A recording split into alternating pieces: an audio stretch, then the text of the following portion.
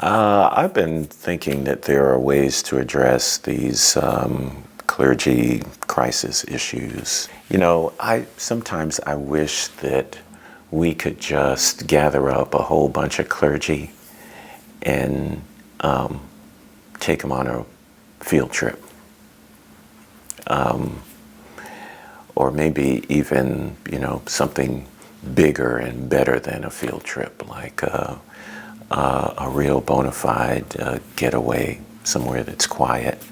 I had an experience when I was a pastor that was so incredibly meaningful. The Office of Black Congregational Enhancement was reasonably well funded at that time, so they gathered 20 or so African American clergy and took us to Montego Bay to talk for like 3 days about purpose-driven church.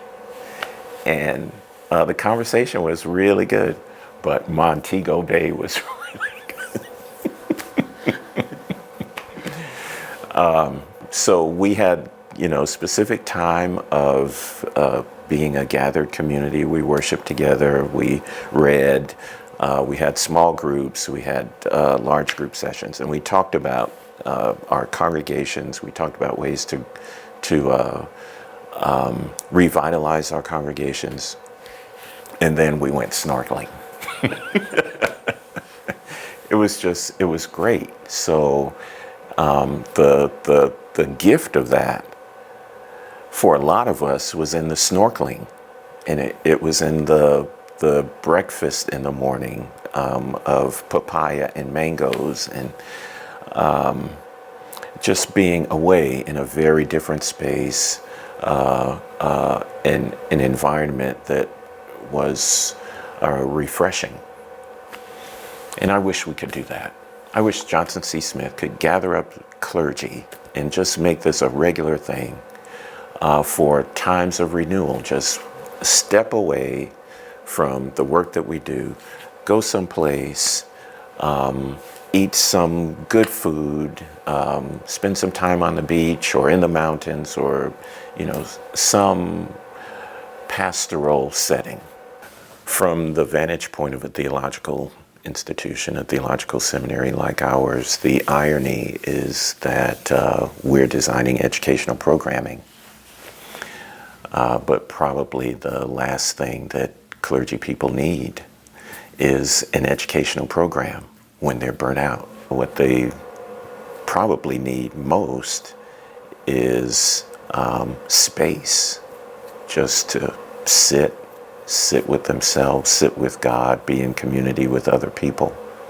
That is the irony. That's what Johnson C. Smith is sitting with right now. We introduced a program, a clergy wellness program, certificate program, last fall.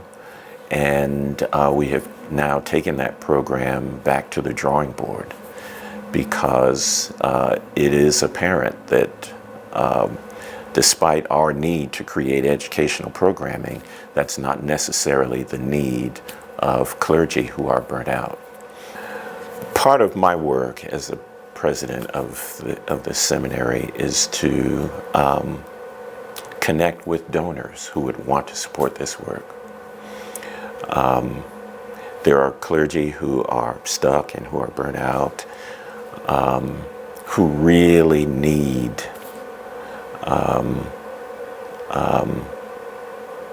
opportunities for renewal.